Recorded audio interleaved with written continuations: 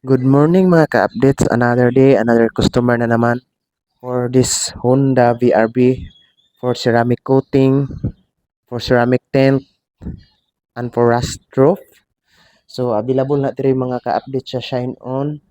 Dagang mga services diri mga ka-update natay repaint, exterior detailing, interior detailing, wash over, PPF, ceramic tent, ceramic coating, headlight restoration.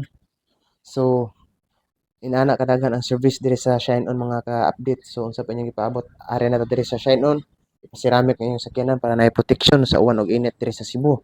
Usa lang gyud ang akong ipaabot mga ka-updates, ang pinaka-espesyal nga magpasiramik unta sa Sara Disgaya diri. Muro unta na akong gipaabot nga magpasiramik si Sara diri sa Shine On kay ganahan jud ko mo tan-aw mga ka-update sa iyang sakyanan nga naipayong pero wala man. So ari lang sa Honda BRB kani sa atong tiradahan ron. So unsa pa inyong gipaabot mga ka-update, ubani ko niyo sa atong process for ceramic coating for this Honda.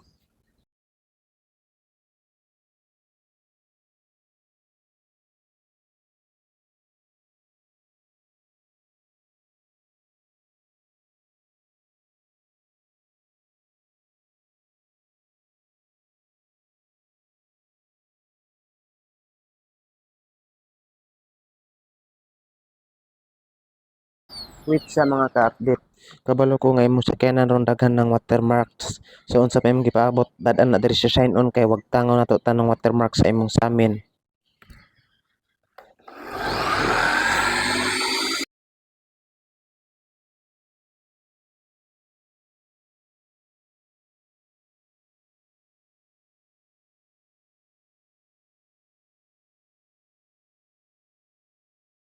Kuyugi ko ninyo mga ka-updates kay mag-apply na ta og ceramic kay human naman ta og polish. So please watch this.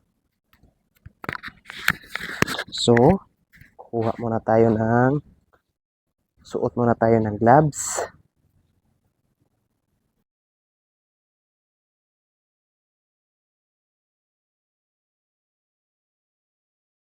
Mag-a-apply na tayo ng ceramic coating mga ka-updates.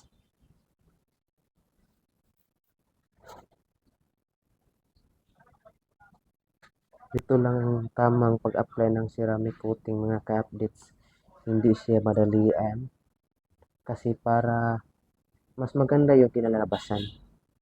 Kasi pag nagmamadali ka talaga, hindi maganda yung kinalalabasan. Kaya pagdating sa ganitong mga trabaho at sa mga sasakyan, kahit anong sasakyan, dapat talaga alam mo yung ginagawa mo at proud ka sa ginagawa mo. Kasi pag nagtatrabaho ka dito tapos hindi mo yung gusto, eh wala. Ang kalalabasan dito, parang walang nangyari. Pero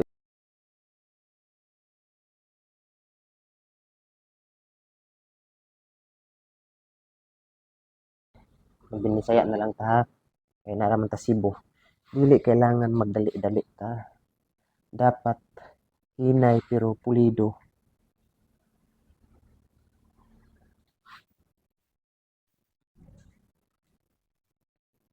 Slowly but surely. Ganun pala yun. Slowly but surely. Parang ganun. Ngayon ko lang yun narinig yung salita na yun.